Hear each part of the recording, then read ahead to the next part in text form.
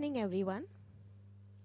It's an absolute pleasure to welcome you all, students, parents, and our esteemed speakers, to what promises to be an amazing, inspiring, and accelerating experience today.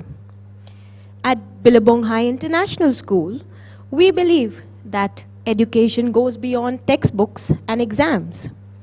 True learning happens when young minds are exposed to real-world experiences, unconventional ideas, and trailblazing individuals who challenge the norm.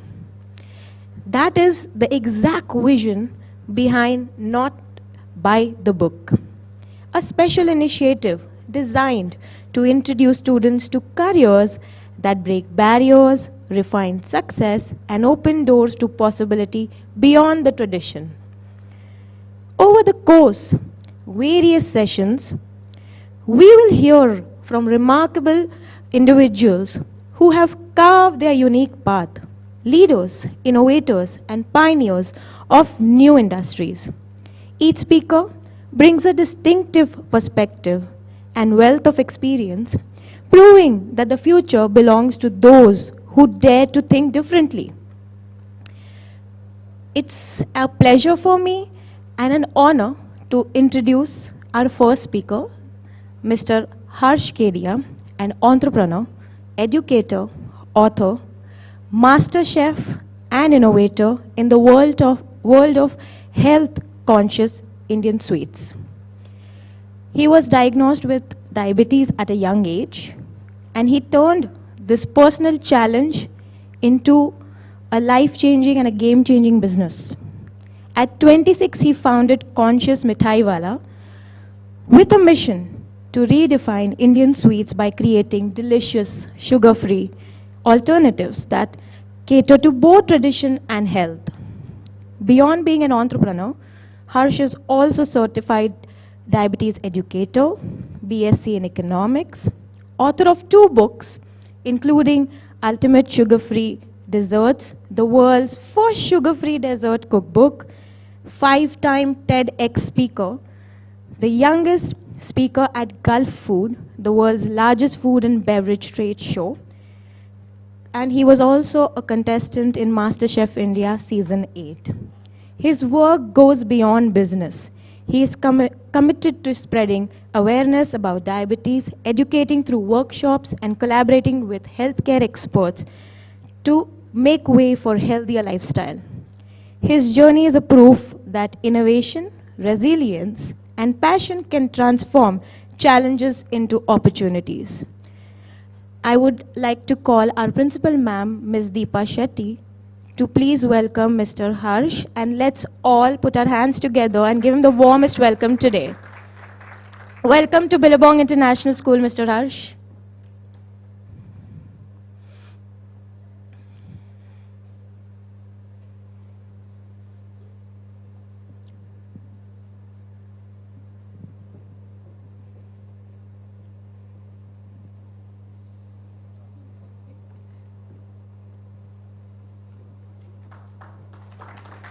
Let's keep clapping, please.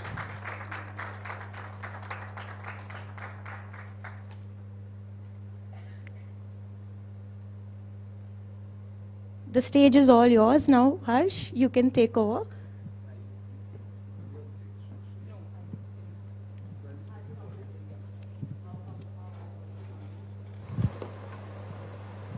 I'll take the podium. Do we have a stand? Hello. Hi.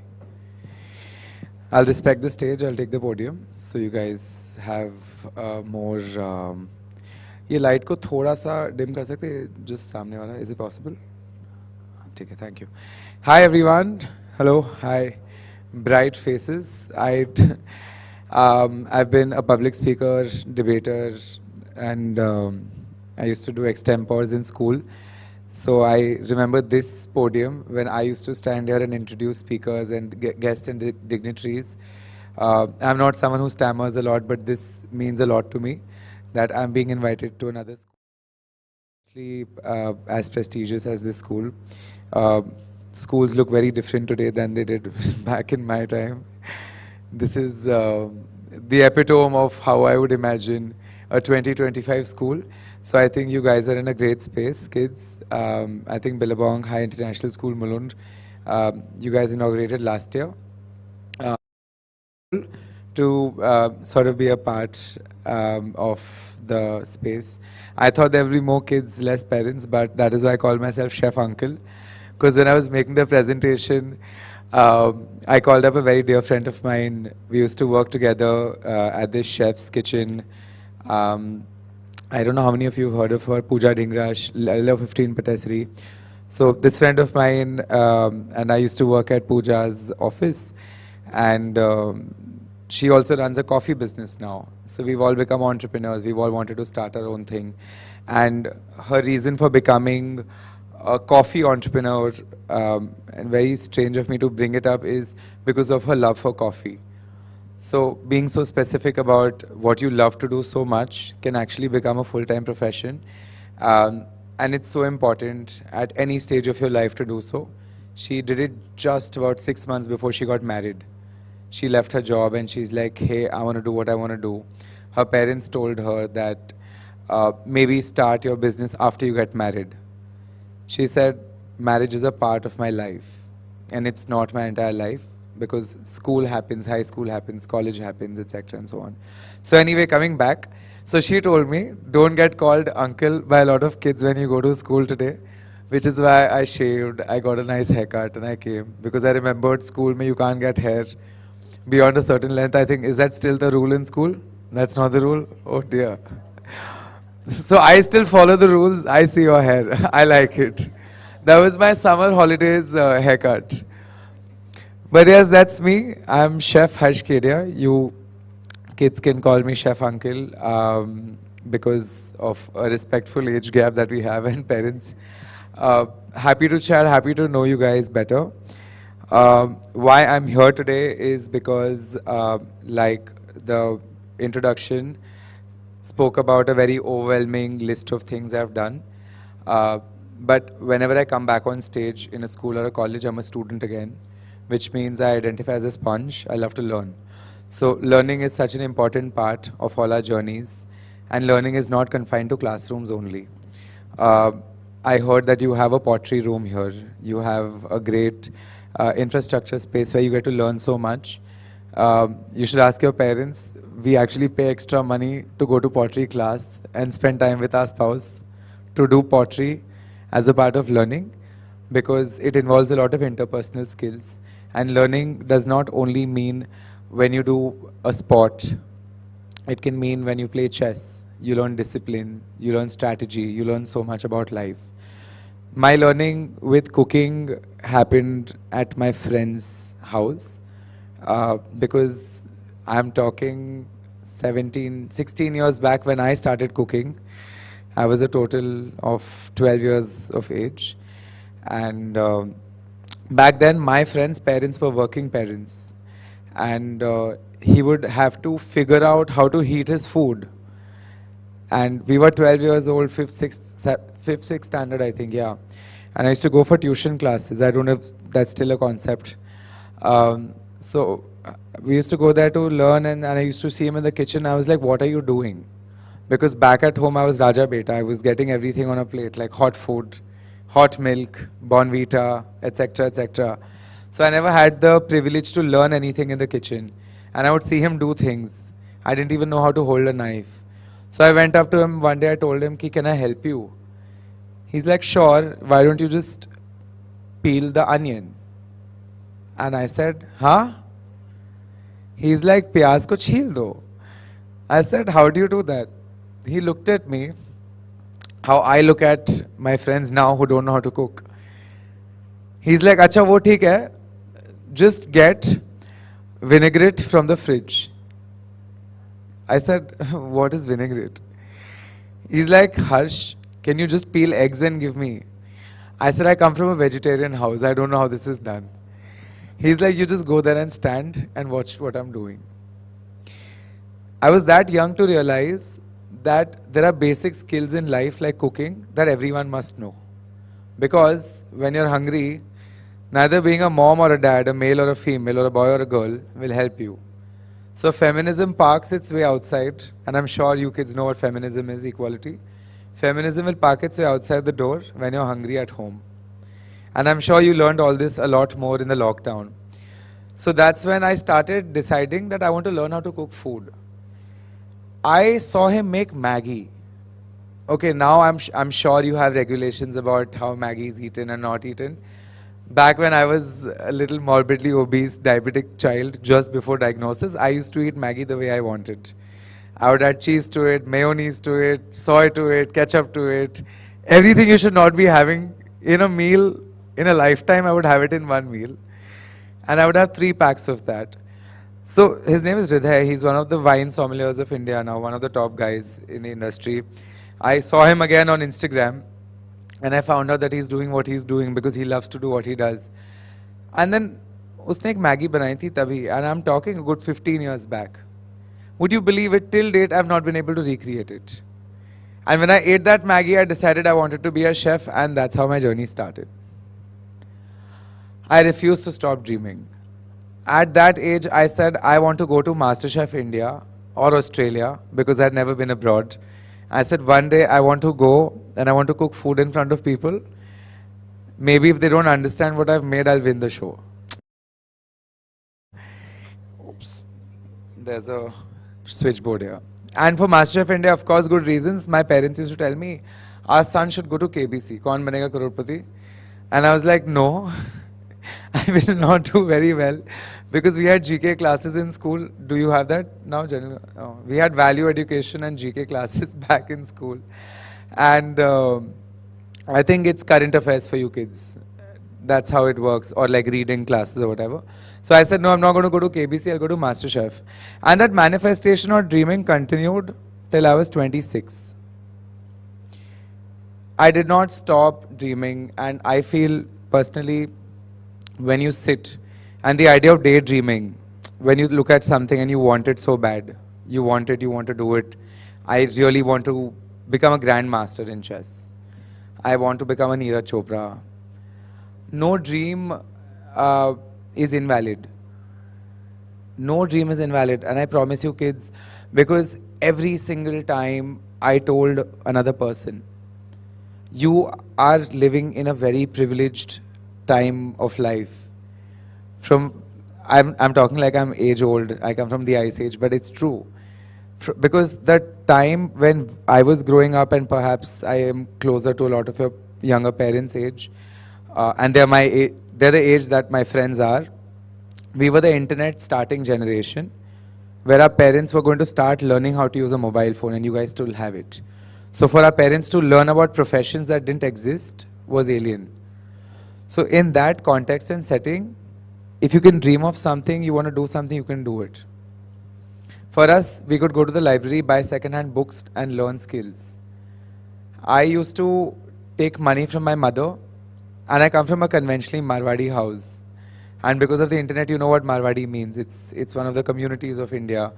And I'm talking like 15 years back, when I would tell my parents that, hey, I want to be a chef, they would be like, no, you'll be a CA or a lawyer.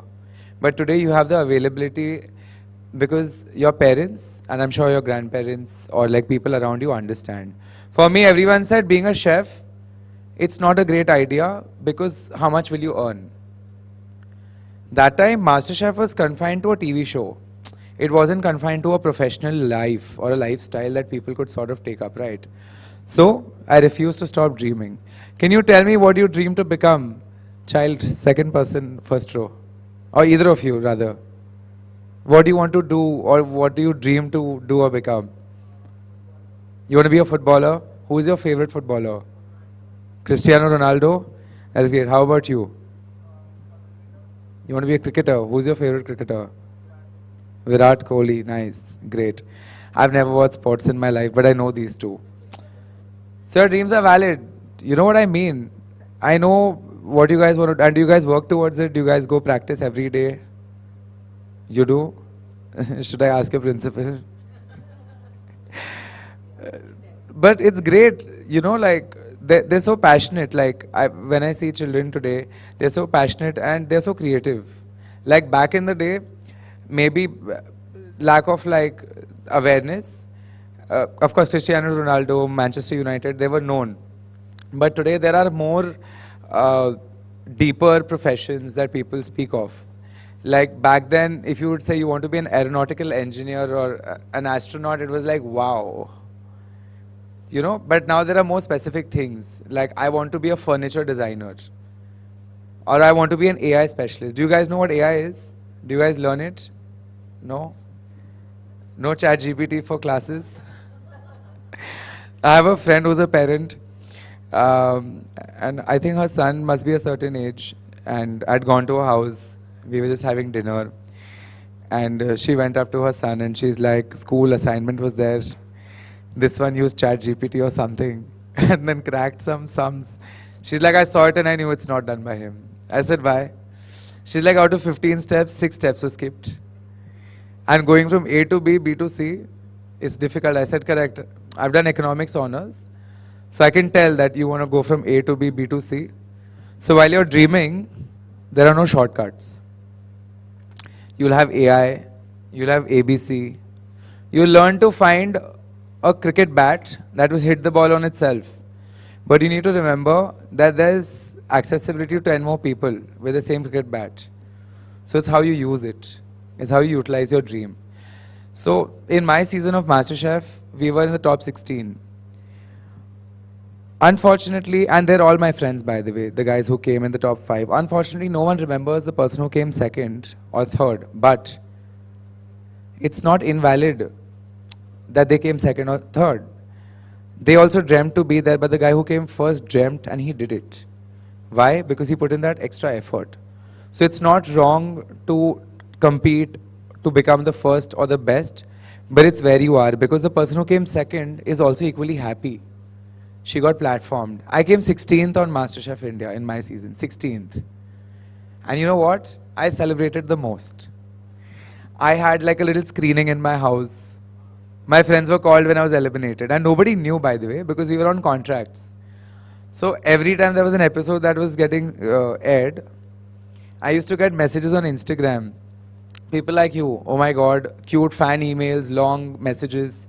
Can't wait to see you win, can't wait to see you win, can't wait to see you win. I'm like, 5 din baad I'll be bye bye crying and getting out of the show. But I celebrated the most. So the guy who won the show was taken from the airport to his house in a parade with like garlands all over him, a gold trophy and this and that. I felt as victorious as he did after coming 16th.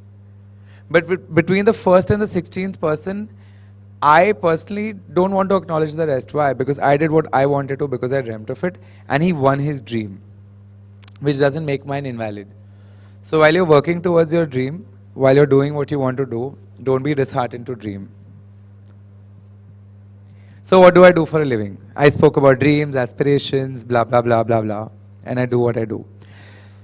So as a chef, my life does not end at cooking food or making mithai or dessert.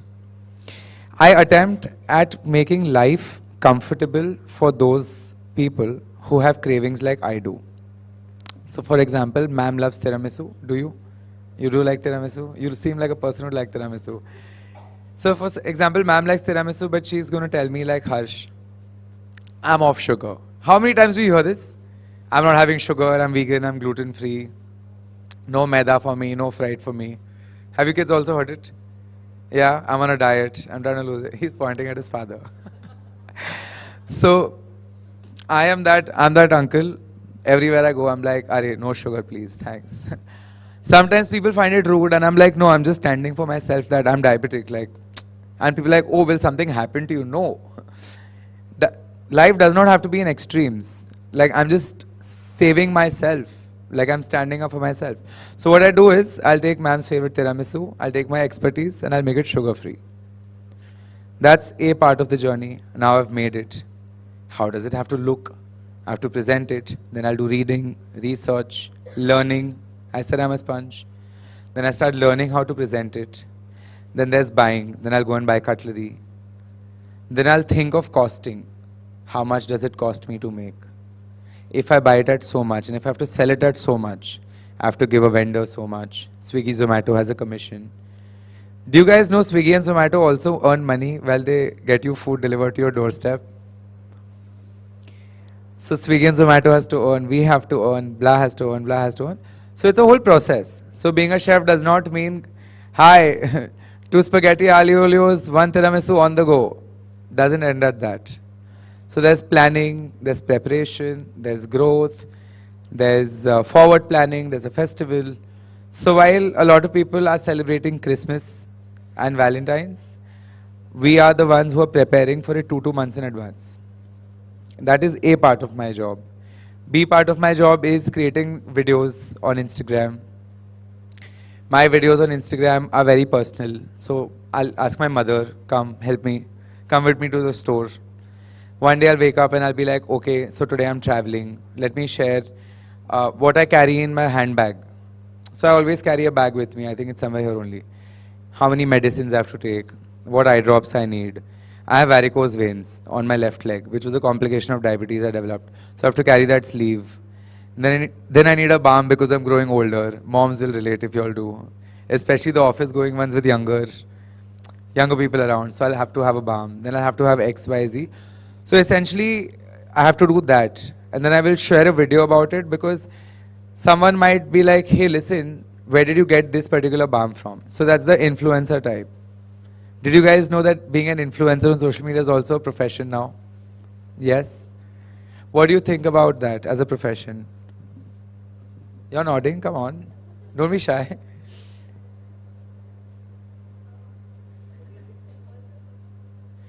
What do you think about influencers or content creation as a full-time profession? Would you want to do it as a job full-time someday? You wouldn't want to do it? अच्छा. वो बोलेंगे हमको mic नहीं दिया इनको mic दे दिया. Please, please. They work really hard every day. They have to edit the videos and stuff. Correct. So it's like a proper full-time thing, like, you know, like he's going to shoot videos now. Then he'll give it to someone who will edit it, who will give it to me, then I'll write about it. Please sit, please sit. So that is one part of the profession. And third part, of course, I enjoy writing, which is a part of the book. So how you guys have to wake up, have milk or your breakfast, come to school, go back home, do your homework. Similarly, a lot of us in our professional lives have it very different. Now, the harsh truth of life is that my professional segmented life does not have the same fruits that it bears. For the parents, they understand in a monetary sense of things that my chef life does not pay me as much as an influencer life would, as much as an author life would. For your case, if you go to practice football in the morning for 2 hours versus if you play football at night for 2 hours, the fruit it bears will be different. Are you understanding what I'm saying? So even when you dream of doing something, if you want to do something, if your parents are asking you to do a certain thing a certain way, if your teachers are saying it, there is always an outcome towards it. There's something that you'll gain out of it that you may not know today, but you'll know much later. The discipline. Like, I couldn't imagine that playing chess blindfolded could teach me so much discipline today. So now I'm very out of practice. Nobody challenges me today, please. But I could play 2 games of chess parallelly blindfolded. Like just listening. But that was discipline. So that gives me patience today in the kitchen. That I know that when I'm making brownies, I've not slept for 30 hours, 36 hours. I know what ingredient goes after what because subconsciously it's there. So my trainer trained me back in school because my mother asked me to do it, because my school expected me to do it. So today it's helped me. Does it make sense? Kids? Yes? No? Sleepy? Are you sleepy? You're having fun? Do you want a chocolate? Okay, next slide, please. Yes. How did I meet the national superhero? Can any... Acha, naam to likha. I was going to ask the name of the President of India. How did I meet the national superhero? What do you think the President of India does? Yes, long hair, black t-shirt. What's your name, buddy? Jai. Jai, please tell me what do you think is the role of the President of India? Sorry? Assisting the Prime Minister or helping in affairs like such as managing the country which is not available, like that we do not see. Like mainly the Prime Minister does it and the President is overshadowed, but they might be doing equally important stuff. Equally important stuff. And do you want to give a wild guess while I fetch myself some water? What was I doing there, standing next to her? Actually, Pass the mic to them and they will want to guess. No, first you tell us.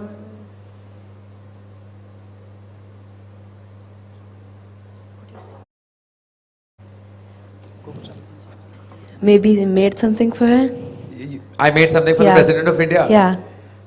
That's a very good guess. Okay. But I did make mithai for her. She was not allowed to have it. Her security came, snatched and threw it, which is fair. But that's protocol. You can't do much about it. I tried taking it as much as possible, but you respect the discipline and protocol. Ma'am didn't have it, but it's a good guess. Anybody else? Anybody wants to guess what was I doing there? Unless you've read about it, then I will not ask you. Come, I'll tell you. So as a part of the whole dream process that I dreamt of being a chef, I wanted to do something. Then what do I do full time? And how I landed up being around from the president office. I was like, hi, what's up? You know, these days a lot of scams are going on, digital arrest and all of this and that. I'm sure you guys are much more tech savvy than we could have been at your age now. Don't give OTPs, don't give your parents SMSs and stuff like that. School will never ask you for certain details like Aadhaar and stuff perhaps. So I got a call like that and they were like, we're from the president's office. I cut the phone. It was a random number. Like I thought when you get like these kind of calls, it'll show in like a red color alert. Or if my phone is switched off, it'll switch on its own or something like that. You know, these are like extremely like high security calls and I kept thinking, I was like, have I done something? Did something go wrong? Did she not like my mithai or dry fruits that I made for her? I was like, no, something must be right. So they said, we'd like to felicitate you for your contribution of work you've done towards the diabetic community in India. I said, Areva, but what have I done? And you start thinking and questioning because you're so engrossed in your work that you sometimes don't evaluate. So the next step of working towards practicing what you do is appreciating yourself. Because sometimes we don't appreciate ourselves as parents also. I mean, I'm not a parent yet. I have a nephew who's 11 months old. I treat him like my own son. But I think this one goes for the parents and the kids. We should be more grateful for what and how much we put in at work, coming home, like sending kids to a school like this, getting their homework, the exams done. And for the kids, waking up on time, doing your basic things. I don't know what kids do, like homework and practicing, all jokes apart, keeping it together and not stopping to dream. So coming back to the national superhero, my national superhero is meeting the Prime Minister of India, of course, and then going to the UN someday. So I start manifesting it here. So manifestation is the next part of dreaming, becoming, believing in yourself, resilience, and thanking yourself. So everyone sitting in this room, I hope that this one thing that you can probably take away from today is being a little grateful to yourself, because sometimes you forget to thank yourself, and just putting your palm on your chest and knowing that you're breathing is so important sometimes, because we just get so worked up. Ye nahi hua, ye nahi hua, ye nahi hua. Am I not good enough? Have I not done this? Have I not done that? So perhaps just being kinder to yourself helps as a part and process of growing and becoming, letting your heart take its root. The next one. How I met my biggest superhero. Do any of you, I mean, I'm sure the parents do know, he was the national most liked, most adored person, because I can't use that word in his school. He was that person for most Indian women, chefs, everybody you can imagine. Kids, I don't know if you've heard of the name Vikas Khanna. Have you heard Chef Vikas Khanna? Yes, no? He's brought back so much pride to India. I have goosebumps when I say it. He made me wear this apron and I started crying. I'm a very emotional person like that. I think emotions are very important. And I'm sure boys learn better now than we did in my time, like back in the younger days. that it's okay to cry, it's okay to feel emotional. My mother was going through a pancreas or one of those operations, some pancreas stent operation, when I was getting this. So they wanted to video call her in the hospital during the whole MasterChef situation. And I was like, mujhe mummy ke paas jana hai.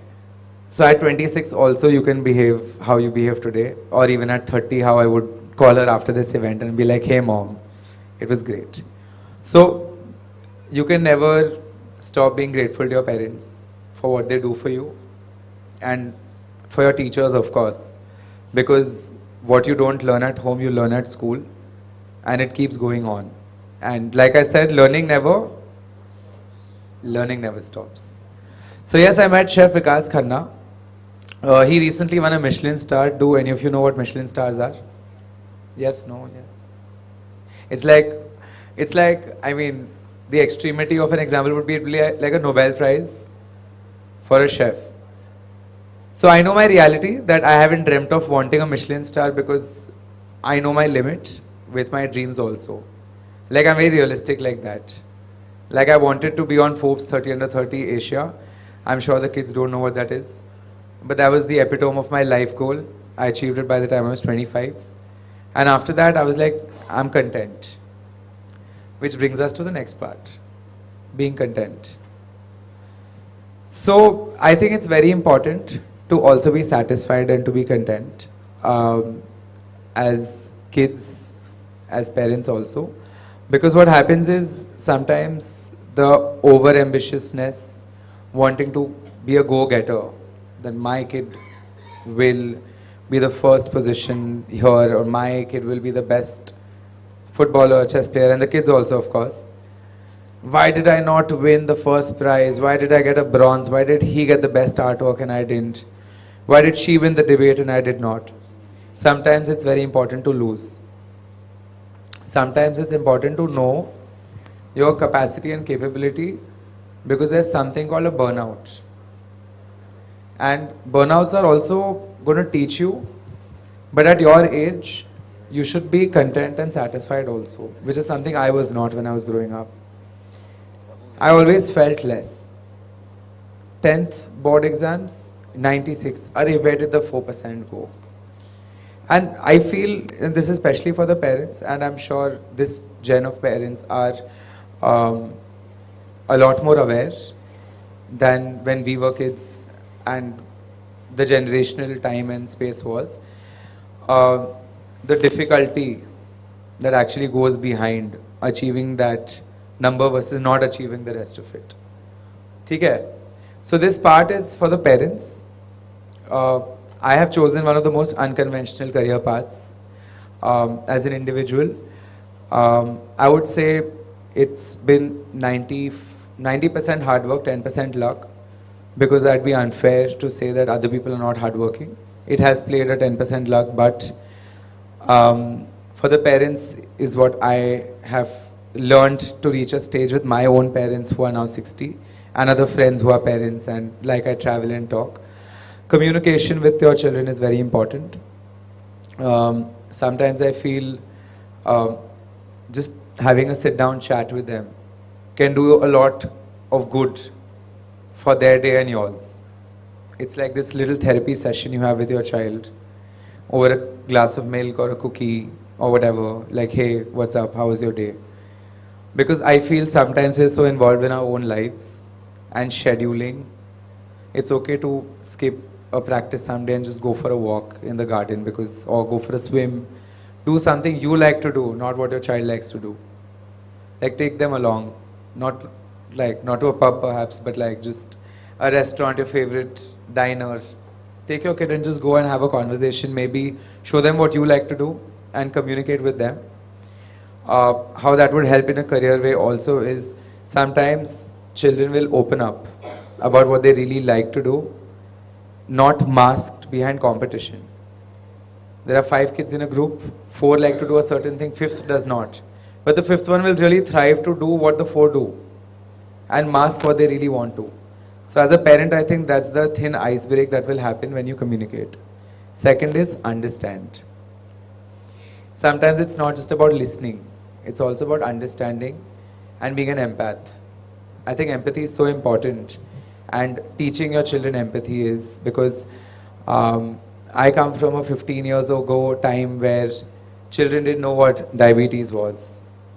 Like I'd heard kids say that, oh, don't touch him, you might get diabetes, and further on worse things. But it's just a sad time. Then now children are of course more aware, but empathy is something that I still feel can be imbibed at home, because when a teacher tries teaching empathy, it can go south also, versus when it comes from home. Third is of course guiding.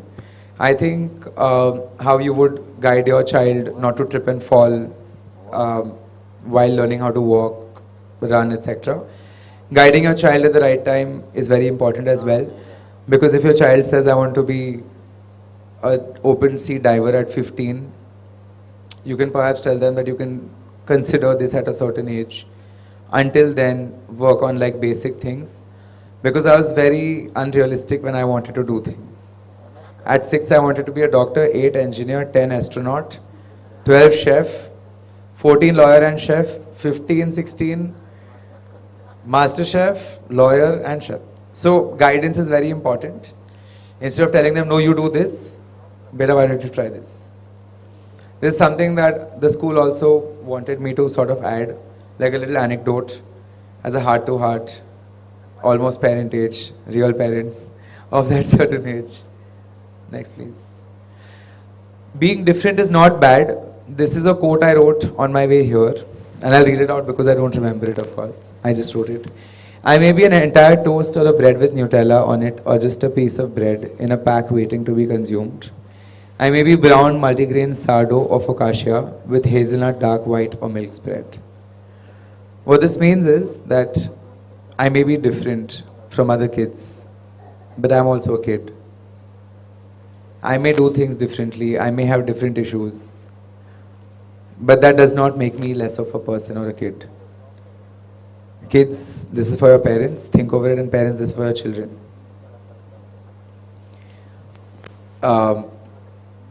10 kids, 10 brains, 10 minds, 10 parents, 10 different emotions, 10 days, 10 different emotions. Like how you might have had a bad day at school because someone poked fun at you, or like you tripped and fell and someone smiled. Similarly, your parents might have had a certain day at work where someone must have said something to them, or they might have not had the best day at stock markets considering how things are. So things can be different for different days. We can be different kinds of breads with Nutella. Do you guys like Nutella? Yes? Don't have it. It has a lot of sugar. Today is not that day, but I will still tell you that if I pour Nutella out ingredient-wise, and this is not an anti-brand endorsement, but that's 55% sugar, that's 30% palm oil, very little cocoa. So I was working on a brand video and we were just mixing it, and I actually realized that when I'm mixing palm oil and sugar and a little cocoa, it starts looking like Nutella. So it's something that you might want to switch out of. So that is pretty much a lot of stuff that I make today. People told me that being a chef will be difficult. I wanted to be specifically a diabetic chef, as my chef quote reads. I started a diabetic chef as a Facebook page. Now you all have Instagram. I started it as a Facebook page when I was 16 years old. Today, this year I'm turning 29. It's going to be 13 years. It was a Facebook page. Then my friends' parents started asking कि हमारे लिए cake बना के भेजो, because I was the first Indian to ever venture into sugar-free baked stuff like cookies and cakes and cupcakes and stuff. And they all said, oh, but do you really think India is ever going to have enough population to eat sugar-free cakes? Today, India is the world capital of diabetes. We are 110 million people with diabetes. It's something that we want to be careful of. Eating patterns, eat healthier, feed healthier food, and add protein to your food.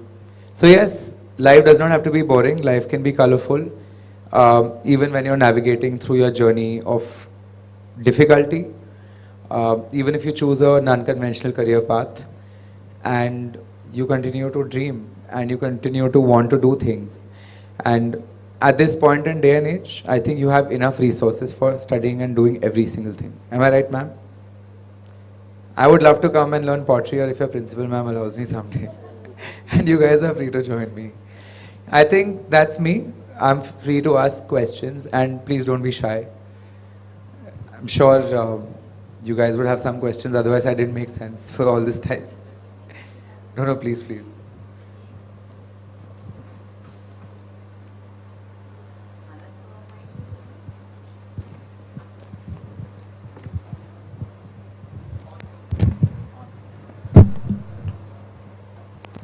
Yes. No, I'm good. Please feel free to ask me any questions you guys have, and please don't be shy.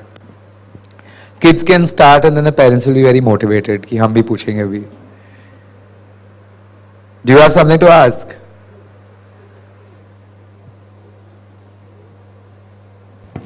Yeah, so what kind of barriers or hurdles did you face during your journey? Who wrote that for you?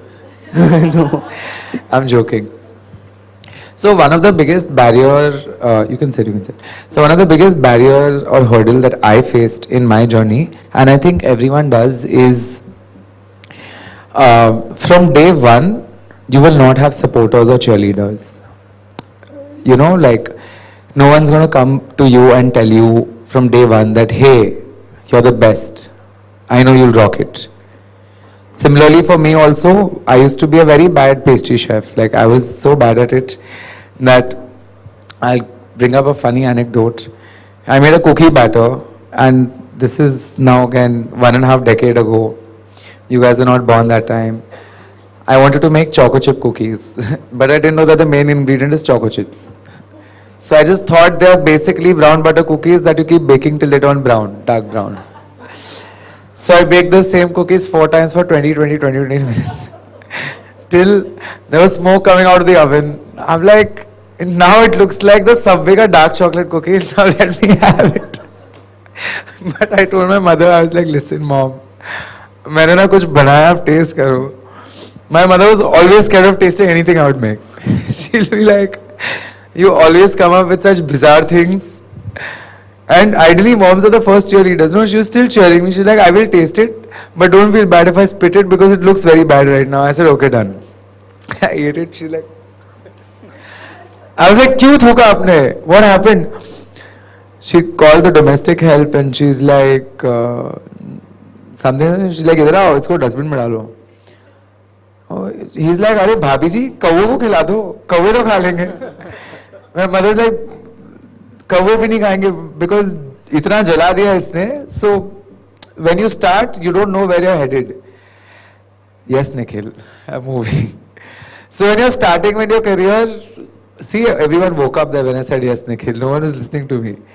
So when you start your career, right, you will have to earn your first supporter. So for that, you have to be your own first. Because if I had given up after making bad cookies for the first time, I wouldn't be like standing here talking to you, making rasmalai and different kinds of stuff. One of that, and second was, I don't know, one of the hurdles was that. Second is resources, my constraint. I'm not saying you may have the same, God forbid, but not everyone has equal. I hope this is okay in terms of like value sharing. Not everyone has the same privilege as you would, or as you would, or as you would. So if you have enough resources to go to a cricket court, like those netted ones, there might be another child who also wants to be a cricketer who has to play on the raw mattiga ground without sports shoes because the parents can't afford it, and has to wait for 6 people to play before him because there's one bat being shared.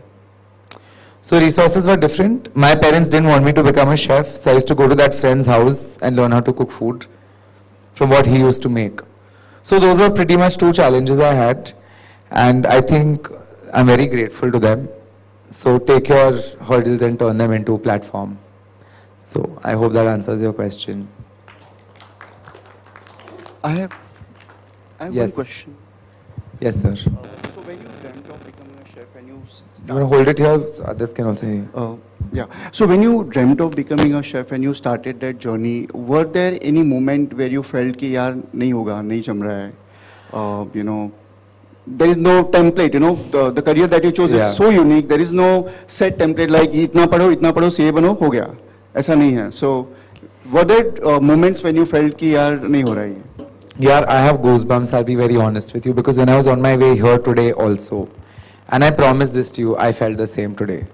I was like, am I doing the right thing in terms of a career choice?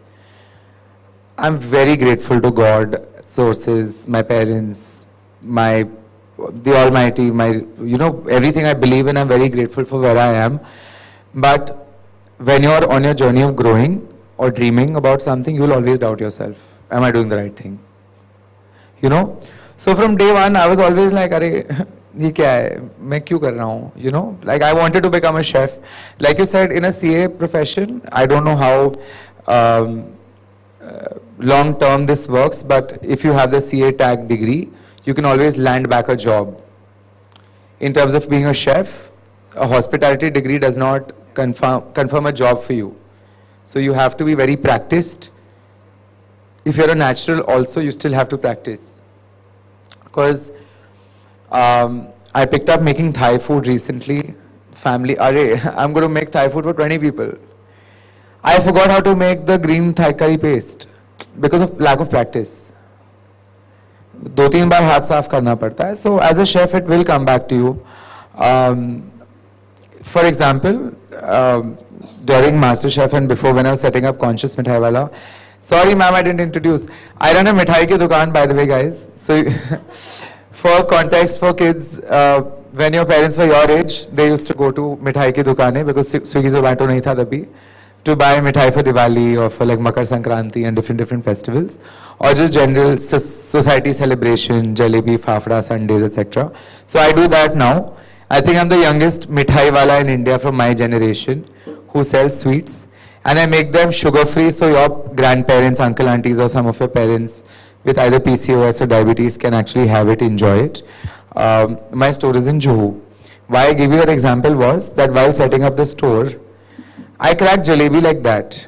And jalebi is supposed to be one of the tougher ones. But I couldn't crack ghevar. Do you all know what ghevar is? Have the kids ever seen a ghevar? Have you guys eaten a ghevar? Yes? I love that for you. So I was trying to make a malai ghevar. And I burned my hand so many times. Then I started questioning myself. I was like, am I doing the right thing? Because I used to see Maharaj Ji come and he used to make like 30 ghevars. And I'm still struggling on my 4th burned ghevar. So from then to now, that Maggie not being able to, like, abhi tak crack hi nahi hua, so I'm still feeling bad. Am I not a good chef? I still haven't made that Maggie. And I kid you not, sir, it's been 15, 16 years. I still have visuals of what he added, but I don't know how much he added. So there's always going to be a question, no matter where you are in your life, what you do. For the kids, Ronaldo probably questions, why don't I fly from one goal post to the other? Why can't every penalty go inside? So yeah, those kind of doubts, inhibitions will always be there. So I hope that does answer your question. Thank you so much. Yes, please.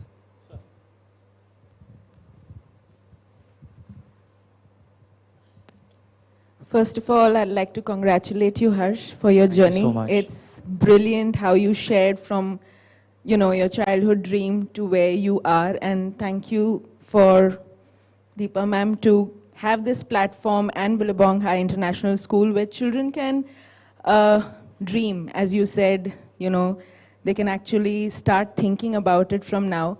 The reason why I'm here is because my son has been in the kitchen burning cookies and making Maggie just like you, but he's still not very clear on whether he wants to be a chef, which he's clear now saying no.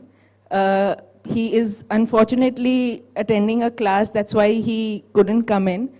He says, is Sashi coming? If he is, then I want to come. I said, no, he's equivalent to Sashi, just come. Because he's not missed a single episode of MasterChef India or Australia yet. He one day wants to wake up and become a food critic. The second day he wants to open a restaurant. The fourth day he wants to do something related to food. And he thinks that, going to an international university like Les Roches or doing hospitality management is very cool. But, the ground reality, like how you say, does it really work fighting for your dreams in such a big industry which is booming, I understand, and there's so much competition as well. So what would be your suggestion, or, how should he start looking for what he should do in terms of the food industry, if you can guide us? So I take it in two parts. First is, of course, the whole international schools, colleges, universities, fancy, La Roche-Ferrandi, Le Cordon Bleu. You name the best, fanciest schools in the world. I won't call myself the best chef in any category. I could probably be the first in my domain of like sugar-free, diabetes-friendly pastries, etc. I've never been to a pastry class. I've never been to a workshop by a Tarla Dalal. I've never been to Sanjeev Kapoor sir's, whatever. I've never attended Chef Vikas's masterclass or workshop or whatever. So I've never been to a pastry school. So I'll tell you one thing. Passion will always play a notch over a classroom in terms of professional learning. I'm talking beyond university. This is during your finishing time, your certifications, etc., etc. Now, pastry is the tricky part. That finishing, that glare, the glaze, etc., etc. And like you said, your son wants to go to the fanciest universities. I would like to pop a bubble here. The harsh truth about Ferrandi or like a Le Cordon Bleu or any of these schools is that how you go to Harvard and you land a job of 2 crores, 3 crores, etc. You go to any fancy pastry school in Switzerland, Paris, Australia, and you come back, or you work there, you will still earn 80,000 rupees a month. We work in the most underpaid industry, unfortunately, of the world. Because with 15 years of work experience, today, my head chef will earn 90,000 a month. 15 years of work experience. And this is after you're 23. So at our age of, like for me, almost 30, and for late 30s, someone making that kind of money, coming from a certain background, and from what I understand, coming to the school, it does not add up. So the idea is to find a niche, a speciality. Because when you have a speciality, you learn better, and you create your market in that. Because wanting to become an Italian chef is too vague now. As of today, there's, I think, every third corner of this city has a pizzeria, or I'm not talking about commercial Pizza Hut, Domino's, by the way. I'm talking about like sourdough, stretched pizzas. Every third, fourth corner has it. So when you talk about becoming an Italian restaurant, what do you really want to do? So maybe like a bread specialist or something that you want to do. Also, from what I understand, he's 12, 15 years old, something around 14 years old, right? I think let him explore. Let the mind wander, let it dream. Because by the time he comes to college, if he's still passionate about the food aspect of it, there will be more clarity. I think you guys have Orion Labs here in school. So yeah, they have a wonderful facility in the school where they have guides, mentors, right? And you can ask the school to reach out to me. I am happy to come and chat with him or other kids who want to get into hospitality. Especially in like the food category and domain, because unfortunately we don't have any career counseling school that tells you in the food industry if you can be a blogger or if you can be a chef or you want to be front desk. There's a college and third year specialization and you're out. And then there's the industry, right? So both ways he'll have to figure it out, no shortcut. And while his friends are chilling, having fun, having a life, the first 10 years of being a chef are just in the kitchen. And the day off you have, if you love your family, you will not leave that house. So 10 years, no social life, specialization, doing it. If you're ready for it, great. If you're not, keep it a hobby for coming back home from a certain professional life. Because today I can still go back home after the hectic day that I do have, where I've gone to work, now I've come here, now I'll go to the gym, go back. I can still cook a meal for myself. Because I love doing, like, my passion and profession still parallelly exist. Does that make sense? Yes. So we are live on YouTube right now, and we have a hi. question come up over there. It's from Dabria. What do you think is the most amusing part of being a chef? Is what she asked. The most amusing part of being a chef. So I'm still a little front-facing. Like, a lot of my customers know who I am. But the funny thing is that, you know, sometimes घर पे, you know, mummy ने खाना बनाया है, domestic help ने खाना बनाया है. You know, like, people cook for you and you know who's cooked for you. But as a chef, most of the times your customer does not know what you look like. So it's very funny to eat food that a stranger has made for you. So a lot of times people just don't know what I look like, but I'm making food for them. And they're paying a lot of money for it. So I think it's very amusing that someone's paid a lot of money to eat your food while they don't know who you are and what you look like first.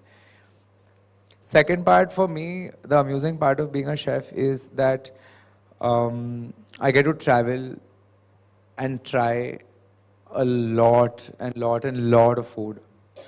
Like, I think I spend like 40% of how much money I make on food.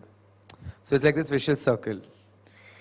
I cook, sell food, earn money, eat food, try it, and then sell it again. So I think it's my circle of life as a chef, yes.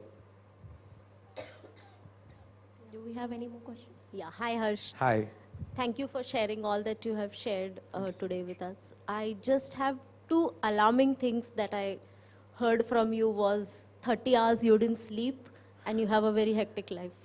So how do you handle stress, and what message would you like to give the kids here, you know, about stress and stress management? Don't stress.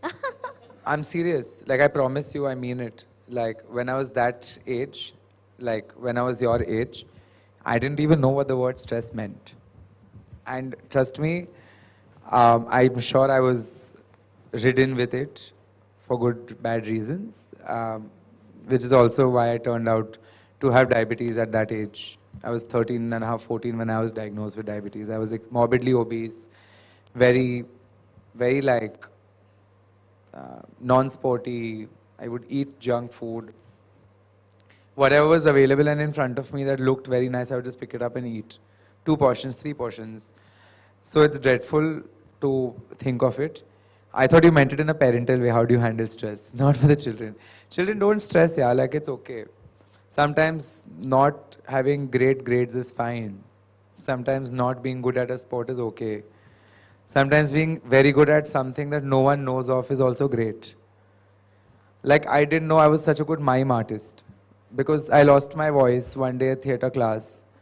I've studied professional theatre for 9 years at the Trinity College of London, by the way, which is why I love holding the mic and I can talk for hours. Yeah, so also as a side gig, I used to teach at this school students of Jamnabai School. I don't know if you guys have heard of it. It's a school in Juhu. Just side income, low paying job. Saturday, Sunday, I used to teach kids speech and drama. So coming back, I had lost my voice. I didn't know I'm so good at miming because I was just doing actions and explaining things to be done. And the theatre teacher's like, why don't you just do a mime act?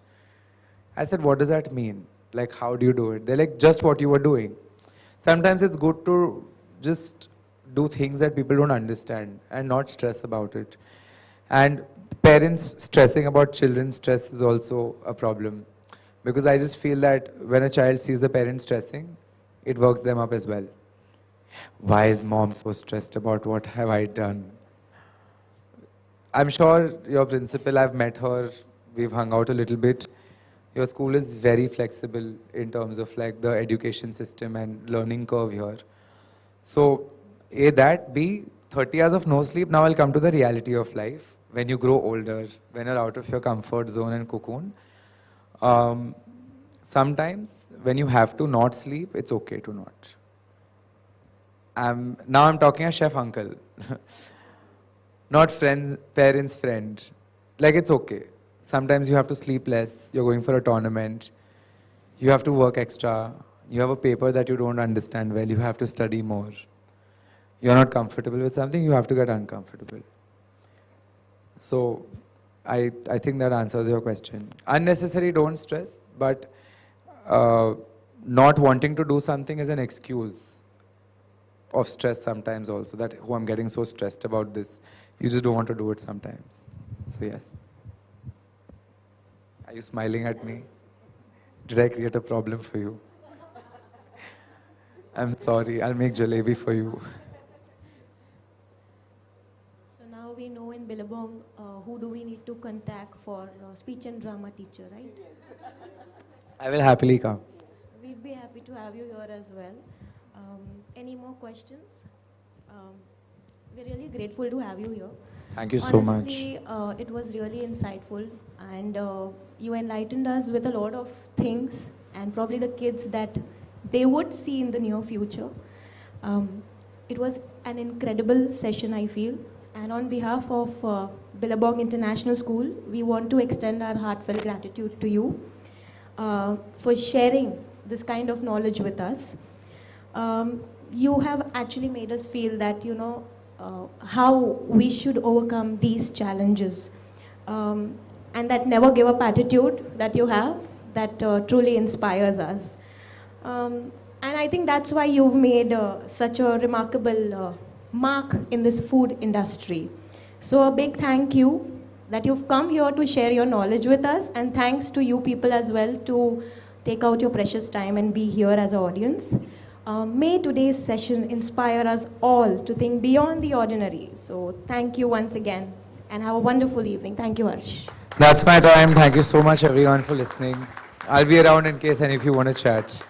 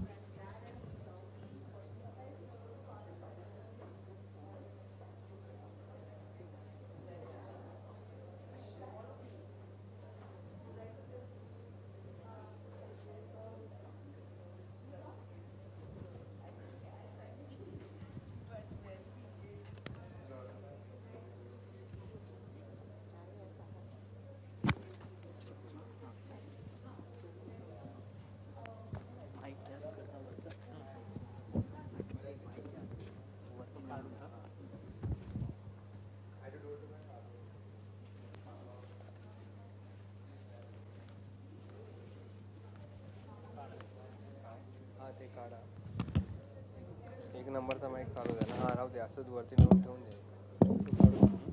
तू वरती नेऊन